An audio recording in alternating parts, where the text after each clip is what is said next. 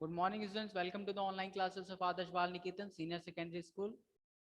आप सभी का क्लास 12th की मैथमेटिक्स की क्लास में वेलकम है। लास्ट क्लास में हम लोग ने मिसलेनियस की एक्सरसाइज में कुछ क्वेश्चंस को डिस्कस किया था। आज हम लोग उसे ही आगे देखेंगे। ठीक है, तो हम लोग क्वेश्चन नंबर 4 देखेंगे पहले आज। ठीक है, तो क्वेश्चन नंबर 4 को ध्यान दीजिएगा। Show that the function f आपका दिया है from real number R to x belongs to real number such that x lies from -1 to 1। इसको समझने की कोशिश करिएगा। Try to understand this one that this is a nothing but a interval. Interval क्या है? ये -1 से 1 ओपन इंटरवल है, यानी कि 1 एंड -1 को नहीं लेना है। ठीक है ना। अब आपको दिया गया है कि एफ एक्स डिफाइंड है। एफ एक्स डिफाइंड है आपका f x equal to x upon 1 plus mod x। ठीक है ना। हमें ये देखना है कि दिया गया फंक्शन 1 1 एंड ऑन टू है कि नहीं, यानी कि दिया गया फंक्शन बाइजेक्टिव है कि नहीं। ठीक है, हमें यही चेक करना है। तो चलिए देखिएगा, आपको एफ एक्स दिया गया है 1 प्लस मॉड x। अब देखिए, इसमें 1 1 एंड ऑन टू चेक करने से पहले इस बात का ध्यान दीजिए, इस फंक्शन को समझिए। पहले इस फंक्शन को इस तरह समझिए कि x की वैल्यू जब पॉजिटिव लेंगे, जब भी आपका मॉड x, अगर आपको याद हो कि f x equal to mod x होता था, f x equal to mod x होता था, तो इसका वैल्यू क्या होता था? या तो x होता था या तो -x होता था। x कब होगा? जब x की वैल्यू ग्रेटर देन 0 हो या इक्वल टू, और x की वैल्यू जैसे ही लेस देन 0 होती तो ये -x हो जाता था। तो ऐसा ही कुछ यहाँ पर भी होगा। जब आप x की वैल्यू पॉजिटिव लेंगे तो ये कुछ अलग बिहेव करेगा, जब x की वैल्यू निगेटिव लेंगे तो इसका बिहेवियर कुछ अलग होगा। तो कैसे? देखिए, x upon 1 plus x and x upon 1 minus x. कब? when x is greater than 0 and when x is less than or equal to 0। यहां तो कोई doubt? Varsha and Radhika,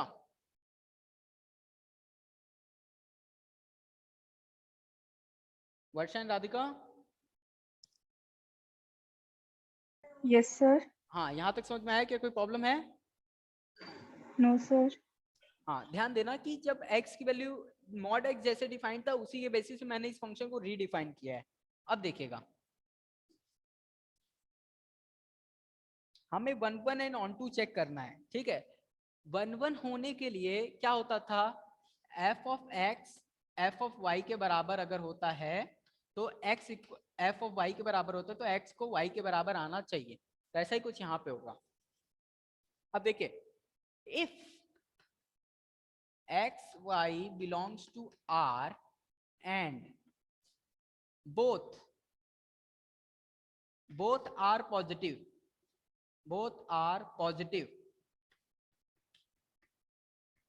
then if x and y belongs to r and both are positive, तो क्या होगा? f of x equal to f of y। अगर f of x f of y के बराबर है, यानी कि एक बात बताइए, x और y पॉजिटिव है मैंने बोला है, तो x और y पॉजिटिव बोला है, तो ये वाला फंक्शन लेंगे या ये वाला, ऊपर वाला या नीचे वाला? जल्दी बताइए।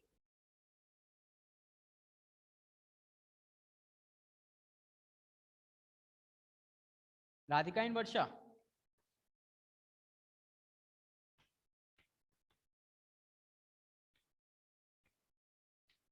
ऊपर वाला। हाँ ठीक है। तो ये देखिए, ये चीज हो जाएगा। अब इसे सॉल्व करेंगे, इसे सॉल्व करिए। x plus x y equal to y plus x y. तो देखिए, एक्स वाई से एक्स वाई कैंसिल हो गया, x इक्वल टू वाई आ गया। कब? जब दोनों के दोनों पॉजिटिव थे। सिमिलरली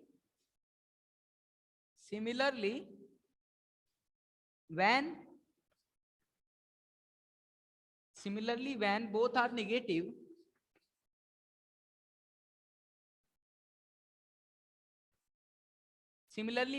negative, अगर दोनों के दोनों नेगेटिव होंगे तो क्या होगा? x upon 1 minus x equal to y upon 1 minus y will implies that x equal to y. ठीक है ना। इसे आप सॉल्व करके डायरेक्टली ऐसे लिख सकते हैं यहां तक। यानी कि अगर दोनों के दोनों पॉजिटिव होंगे तब x इक्वल टू, अगर एफ एक्स एफ वाई के बराबर तो x इक्वल टू वाई होगा, और अगर दोनों के दोनों निगेटिव हैं तो एफ एक्स अगर एफ वाई के बराबर है तो x इक्वल टू वाई इसमें भी होगा।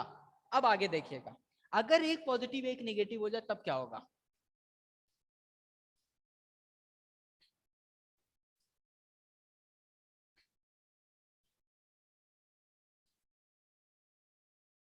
If and x is positive and y is negative, x क्या हो, पॉजिटिव हो एंड y क्या हो, निगेटिव हो, तब क्या होगा। अगर एफ एक्स एफ वाई के बराबर है तो एफ एक्स किसके, एफ वाई के बराबर है, तो x की वैल्यू क्या हो जाएगी, x upon 1 plus x, and y क्या हो जाएगा, y अपॉन 1 माइनस वाई। यहां तक कोई प्रॉब्लम है क्वेश्चन राधिका।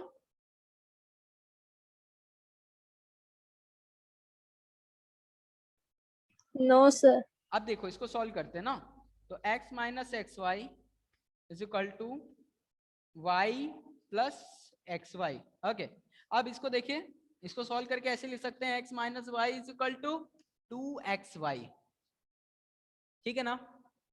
अब देखो सिंस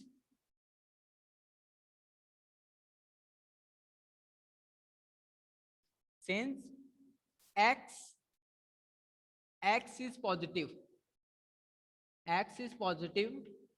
and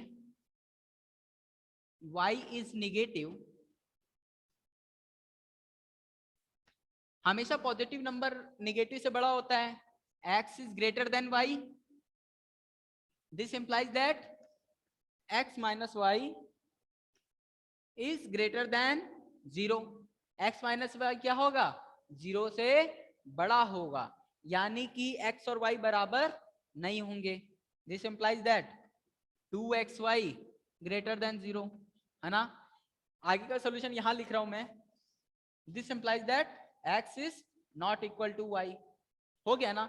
यानी कि अगर x पॉजिटिव नंबर हो, y पॉजिटिव नंबर हो, और अगर एफ एक्स एफ वाई के बराबर है तो ऐसा जरूरी नहीं है कि x और y भी बराबर हो, ठीक है ना, जरूरी नहीं है कि x और y भी बराबर हो। दूसरा सब्जेक्ट पढ़ लो, x और y बराबर हो, ठीक है ना, तो ये चीज ध्यान रखिएगा।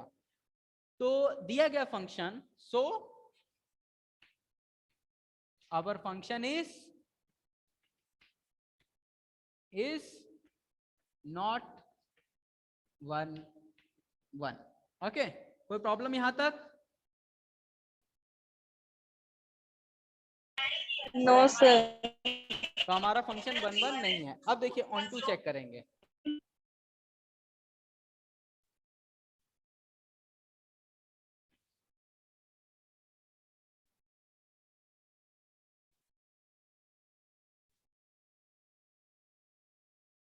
ऑन टू चेक करने के लिए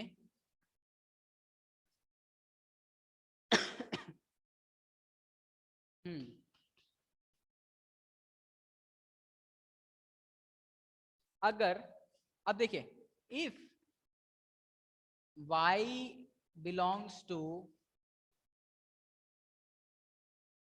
-1 to -1 to 0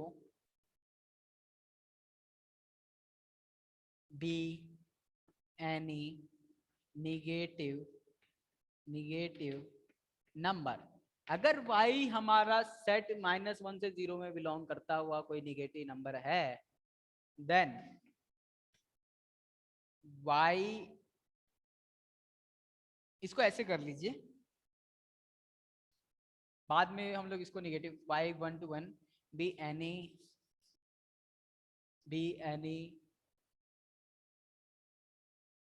arbitrary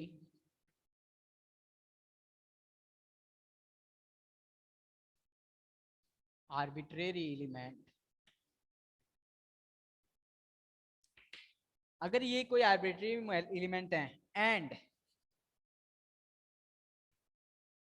if y is any negative number, क्या होगा, negative number, then y is equal to, अब एक बात बताइए, अगर y एक निगेटिव नंबर है तो वो इसके बराबर होगा या इसके बराबर होगा, सोच के बताइए तुरंत।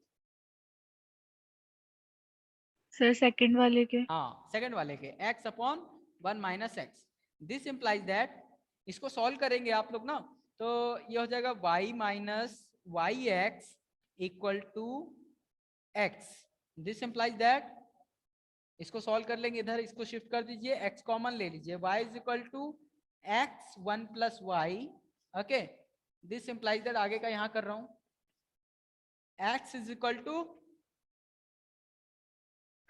y upon 1 plus y belongs to r, यानी कि हर निगेटिव y के लिए कोई ना कोई x एग्जिस्ट करेगा इस रियल नंबर में, ठीक है ना।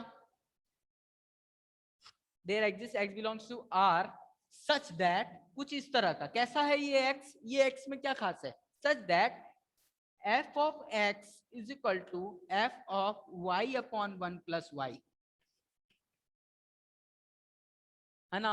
ये x क्या है, इस x इस y में आएगा, और ये y क्या था, एक निगेटिव, y क्या है, निगेटिव नंबर, तो ये ओवरऑल क्या हो जाएगा, एक निगेटिव नंबर। निगेटिव के लिए कौन सा फंक्शन लगेगा, ये वाला लगेगा, तो इसको सॉल्व करेंगे, y upon 1 minus y upon 1 plus y upon 1 minus y upon 1 plus y. Okay, इसको सॉल्व करिएगा, 1 प्लस वाई इधर मल्टीप्लाई हो जाएगा, ठीक है ना, और ये 1 प्लस वाई इससे कैंसिल हो जाएगा, तो इसको जब सॉल्व करेंगे तो आंसर आएगा, ये देखिए, मैं इधर वाला इरेज कर दे रहा हूं, ठीक है ना, आगे का यहां पे कर रहा हूं, ये हो गया। अब इसको सॉल्व करते हैं, ठीक है ना, तो आगे का सोल्यूशन ये होगा कि y upon 1 plus y upon, उसको मल्टीप्लाई कर देंगे, 1 plus y minus y upon 1 plus y. 1 plus y से 1 प्लस वाई कैंसिल हो जाएगा, प्लस वाई से वाई चला जाएगा, यानी कि आंसर क्या आया, वाई आ गया ना। यानी कि हर y के लिए कोई ना कोई एक x r में एग्जिस्ट करेगा, कि उस x को अगर फंक्शन में रखें तो आंसर हमें y मिलने लग जाएगा, यानी कि ये हो गया हमारा निगेटिव वाले के लिए, लेकिन पॉजिटिव होगा तब के लिए देखते हैं अब, ठीक है ना। कोई प्रॉब्लम यहां तक, Radhika and Varsha? No sir. अब देखना, राधिका कहाँ गई, वर्षा कहाँ गई, राधिका? पता नहीं सर, वो लीव हो गई शायद। उसको एक बार मैसेज डाल देना। अब देखना, अगर ये पॉजिटिव नंबर होगा तब देख लो, उसी ने पूछा था ये question.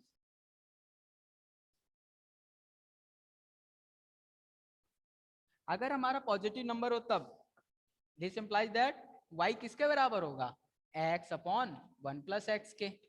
This implies that x is equal to, मैं डायरेक्टली लिख दे रहा हूँ, रिजल्ट जो आएगा वो आएगा आपका 1 प्लस वाई, x कॉमन लिया, 1 minus y, y upon 1 minus y, ये आएगा, ठीक है ना, बिलोंग्स टू r, है ना। सच दैट ये x y में r में इस तरह का है, कुछ इस तरह का है कि अगर हम f में इस x को रखेंगे, यानी कि f में क्या रखेंगे, y अपॉन 1 माइनस वाई को रखेंगे, y अपॉन 1 माइनस वाई को उठा के इसमें रखना है, ठीक है ना, तो इसमें रखेंगे y अपॉन 1 माइनस वाई को इसमें रखेंगे, and 1 plus y upon 1 minus y को इसमें रखेंगे, सॉल्व करेंगे तो आंसर y आएगा, सॉल्व आप खुद करेंगे, ठीक है ना, मैंने एक स्टेप स्किप किया है यहाँ पर, जब आप इसे सॉल्व करेंगे तो आंसर y आएगा, यानी कि फॉर एवरी, इस पूरा हो यहाँ तक हो जाने के बाद अब लिखेंगे, इसको इरेज कर रहा हूं,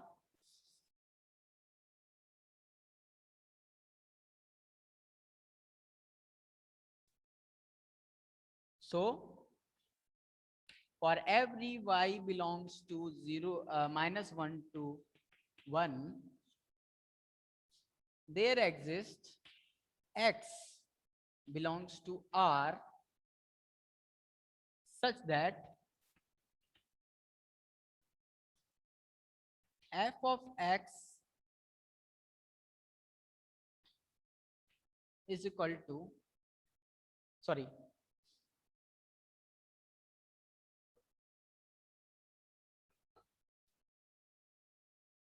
for every x belongs to R there exists such that f of x is equal to y.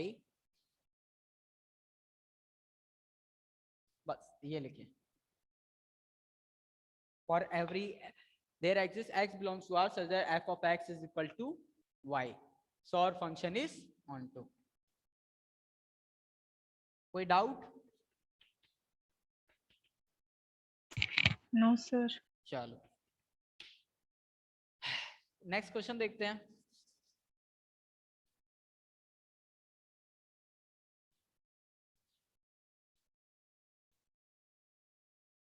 इसमें देखिए क्वेश्चन नंबर 5 वाला तो आप लोग कर लेंगे, क्यूब वाला फंक्शन है, इंजेक्टिव बाइजेक्टिव देखना है, ठीक है। एंड 6 के लिए भी हिंट दिया है, मैं 7 बताने जा रहा हूँ, ठीक है ना। 7 6 में से कोई जानना चाहते हो क्या? बताओ जल्दी से, राधिका आप। 7 या 6 में से, या तो फिर आगे बढ़ूं क्योंकि दोनों के लिए हिंट दिया है।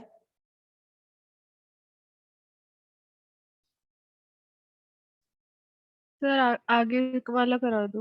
हाँ मैं 8 करा दे रहा हूँ क्योंकि इनके लिए हिंट दिया है, नहीं आएगा तो पूछ लीजिएगा, ठीक है ना। 8 देख लीजिए। given a non-empty set x, consider px which is a set of all subset of x. Define a relation R in a px in the given below such that for a subset a and b is related to b if a is a subset if R is the equivalence relation, ठीक है। आपको set p दिया है, ठीक है, और relation R define किया है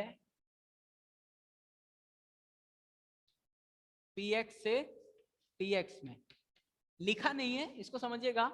एंड R कुछ इस तरह डिफाइन किया है, for every AB belongs to R, sorry P,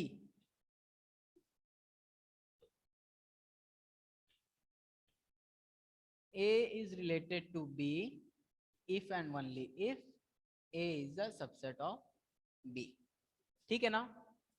इसको समझने की कोशिश करिएगा।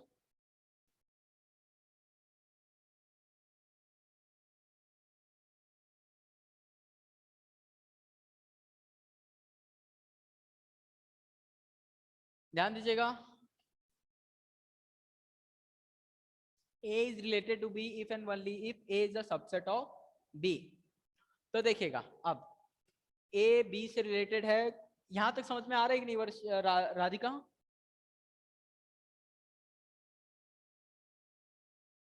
ये px क्या है, ये समझ में आ रहा है क्या? Yes sir. ये px है हमारा पावर सेट। पावर सेट क्या होता है? Power set is the set of all subset of x। जो भी सेट x दिया है उसके जितने भी पॉसिबल सबसेट्स होंगे उनका एक कलेक्शन। जैसे कि एक एग्जांपल दे रहा हूं, अगर आपका सेट x दिया है 1 2 एंड 3, ठीक है ना, तो इसके क्या क्या सबसेट बन सकते हैं? 1 2 3 एंड 1 2 1 3 1 2 3 एंड 2 3 एंड 5। ये सारे के सारे सबसेट बन सकते हैं इस 1 2 3 के। तो इन सभी का collection power set of x कहलाएगा, ठीक है ना। नहीं समझ में आया ये बात? नो सर आ गया। अब देखिएगा, अगर आप इनमें से कोई भी दो सबसेट a एंड b अगर इसमें से उठाएंगे, तो अगर a और b तभी रिलेटेड होंगे जब पहला वाला दूसरे का सबसेट होगा, ठीक है ना। तो हमें बताना है क्या ये जो रिलेशन R है वो इक्विवेलेंस रिलेशन है। अब इसको समझिएगा, हमें ये चेक करना है क्या ये जो R है वो इक्विवेलेंस रिलेशन है या नहीं है, ठीक है ना। ध्यान दीजिएगा। तो फॉर एवरी सेंस, देखिए अब एक बात बताइए, क्या हर एक सेट अपने आप का सबसेट होता है? यस और नो राधिका जल्दी से। यस सर हाँ, होता है। Since every set is subset of itself, then for every a belongs to px, a is a subset of a. This implies that a is related to a. ठीक है ना? So our relation is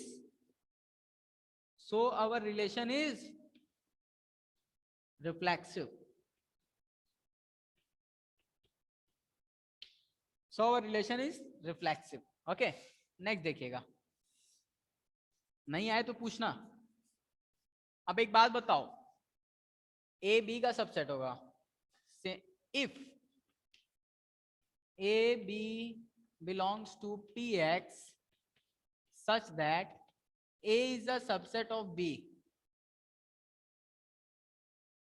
क्या b subset होगा a का?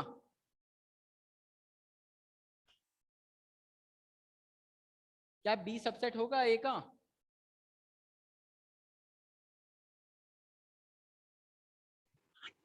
Yes sir. नहीं, जरूरी नहीं है. इस तरह देखो, ये जो 1 है ये सबसेट है 1 2 का, लेकिन क्या 1 2 इसमें आ रहा है? नहीं आ रहा है, तो कोई जरूरी नहीं है.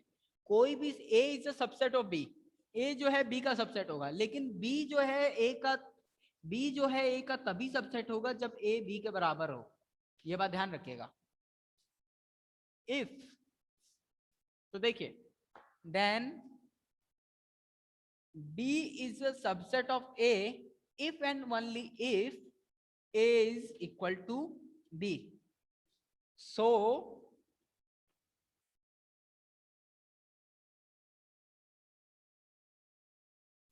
अब एक बात बताओ. So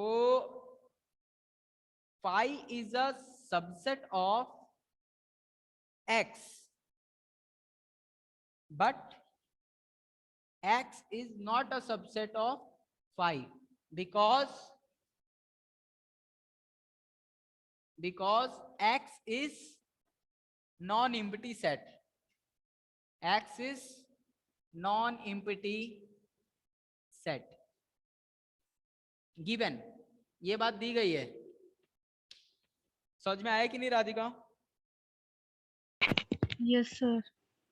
हमारा a सबसेट है b का, तो b तभी सबसेट होगा जब a b के बराबर हो. अब हमारा शुरू में ये कह दिया क्या कि x जो है नॉन एम्प्टी सेट है. इस क्वेश्चन की पहली लाइन, अगर x नॉन एम्प्टी सेट है तो वो फाई के बराबर तो होगा नहीं. और हमें ये बात पता है phi is the subset of every set, तो x can not be subset of phi, क्योंकि x एम्प्टी सेट तो है नहीं, तो x क्या है, फाई का सबसेट नहीं होगा. So our relation is not symmetric. ठीक है ना, लास्ट में लिख देंगे so our relation is not symmetric. Next देखिएगा.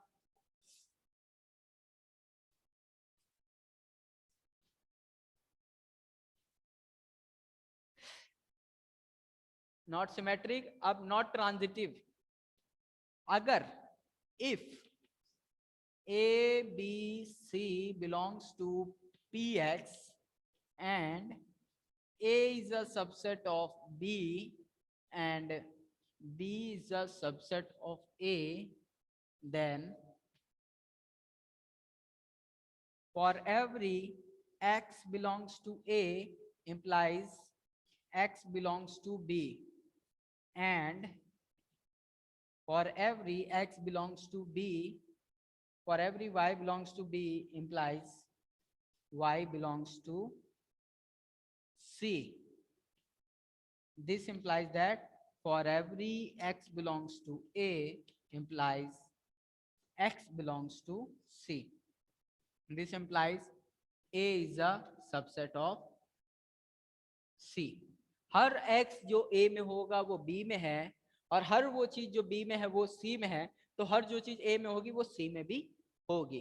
तो यही है a is a subset of c.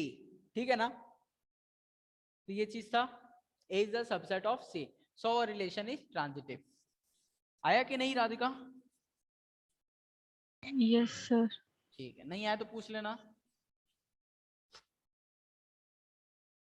आएगा तो ठीक है, नहीं आया तो कोई बात नहीं, हो जाएगा, धीरे धीरे आ जाएगा.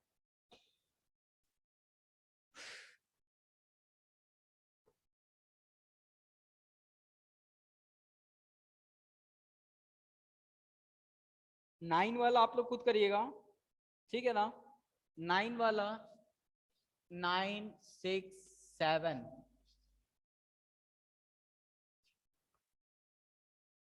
है ना, एंड 5, ये लोग को ये सब आप लोग खुद ट्राई करिएगा, ठीक है ना, होमवर्क में।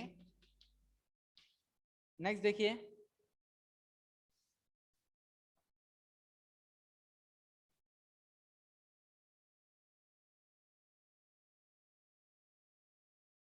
इलेवन देखिए, 11 11 में एस आपका दिया है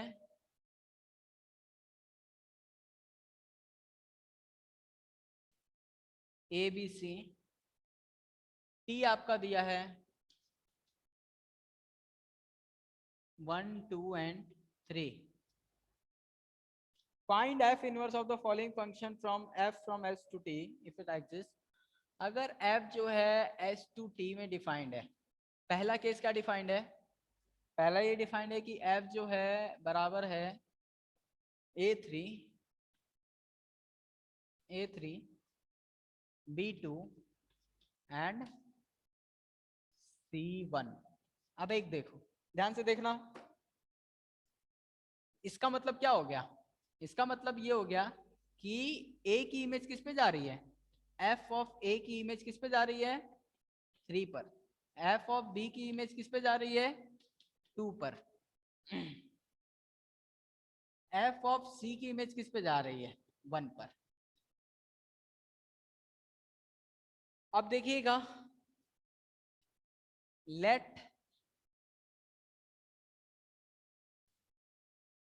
us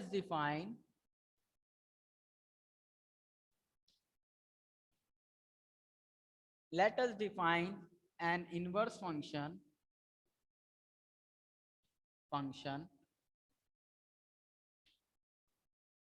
f inverse from T to S such that, इसमें एक चीज ऐड कर लीजिए, वो ये, इस चीज को देखने से ये देखिए साफ लग रहा है कि दिया गया फंक्शन 1 1 एंड ऑन 2 है, और अगर फंक्शन 1 1 ऑन 2 होता है तो ही उसका इनवर्स एग्जिस्ट करता है, ठीक है ना। Since it is clear that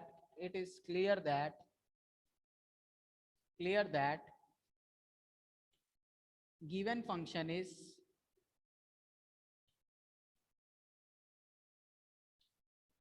is 1 1 and on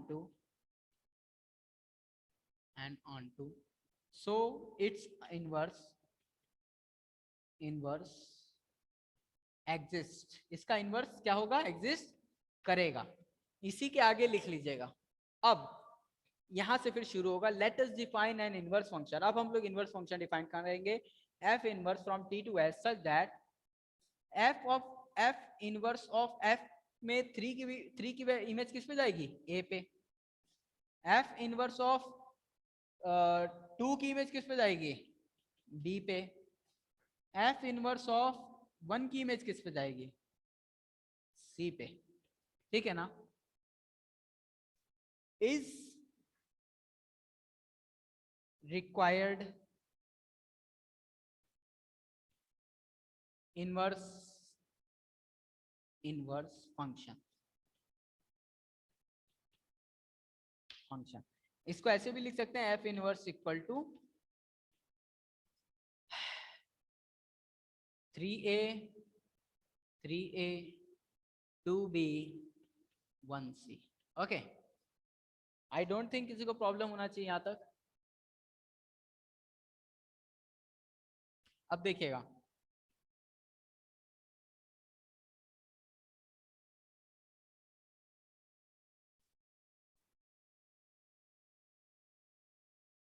next वाला सॉल्यूशन देखिए,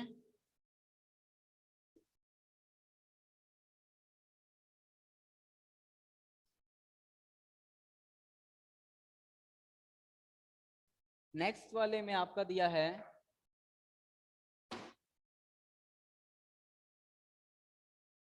A2 B1 C1, A2 B1 C1, यानी कि A की इमेज किस पे जा रही है? 2 पर, B की वैल्यू 1 पर। A की वैल्यू 2 पर, B की वैल्यू 1 पर, C की वैल्यू 1 पर। राधिका ये बताओ क्या ये फंक्शन 1 1 एंड ऑन 2 है? No, sir. हाँ, this function is thus the given function is many one। क्या है ये? many one, many one, and so its inverse does not exist। यहाँ लिख देंगे, है ना? अगर इनवर्स एग्जिस्ट नहीं करेगा तो बस हो गया सवाल। so its inverse does not exist। Okay, कोई प्रॉब्लम? No, sir. चलो, इसमें ये था question number 11।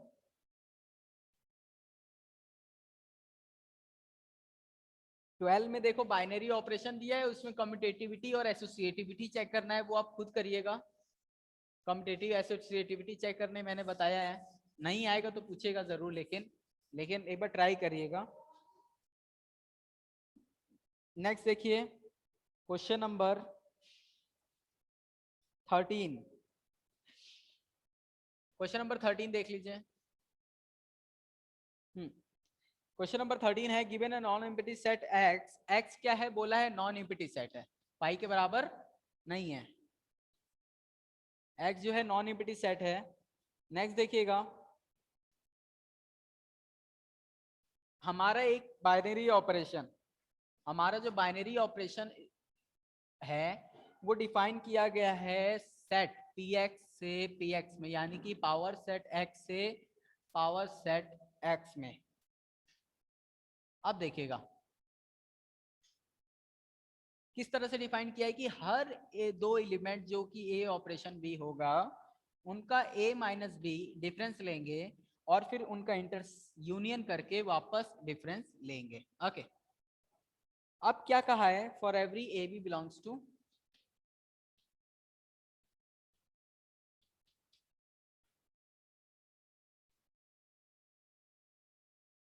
Show that the implicit set phi the, हमें ये शो करना है कि फाई जो है वो आइडेंटिटी का काम करेगा। किसका? आइडेंटिटी का। एंड एक चीज और कि हर एलिमेंट का जो इनवर्स होगा वो खुद एलिमेंट होगा। ठीक है, ये दो चीज करना है हमें, इन दोनों चीज को शो करना है। ठीक है, तो ध्यान दीजिएगा कैसे करेंगे। देखिए फॉर एवरी, देखिए हमें ये पता है कि हर सेट में फाई होता है। Empty set is the subset of every set since E belongs to Px is identity for Px under operation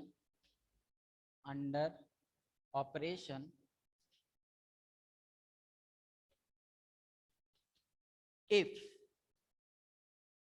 for every A belongs to Px, A operation E is equal to A equal to E operation A। अब देखिएगा, अगर हमें ये चीज prove करना है कि दिया गया ऑपरेशन बाइनरी ऑपरेशन है या नहीं है, इसे करने के लिए हमें कोई एक एलिमेंट ई ऐसा ढूंढना पड़ेगा जो आइडेंटिटी का काम करे, यानी कि उसको इसके संग ऑपरेट करने में कोई चेंजेस ना आए। तो देखिए सिंस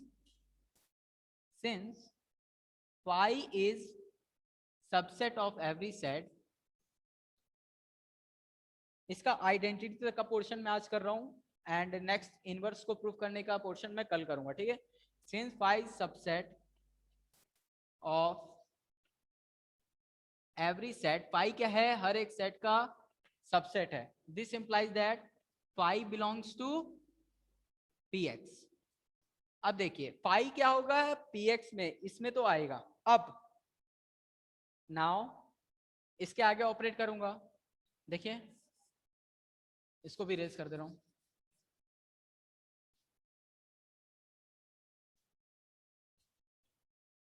नाउ पाई ऑपरेशन ए, देखिए क्या होगा? पाई ऑपरेशन क्या होगा? Phi minus A union A minus phi.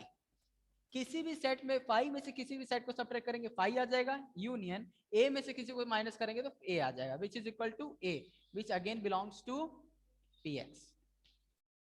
And A operation phi क्या हो जाएगा, A minus phi union phi minus A, which is equal to A union phi, which is equal to A. Therefore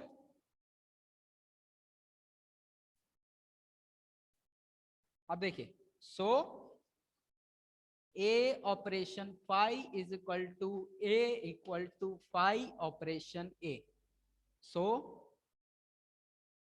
phi belongs to P X, works like a identity, works as identity element। आया समझ में Radhika? Yes, sir. बस यही है। अब हम कल इसका इनवर्स वाला पोर्शन करेंगे, और कोई डाउट हो तो पूछ लीजिएगा, ठीक है ना? चलिए आज की क्लास के लिए इतना ही। Thanks for the joining.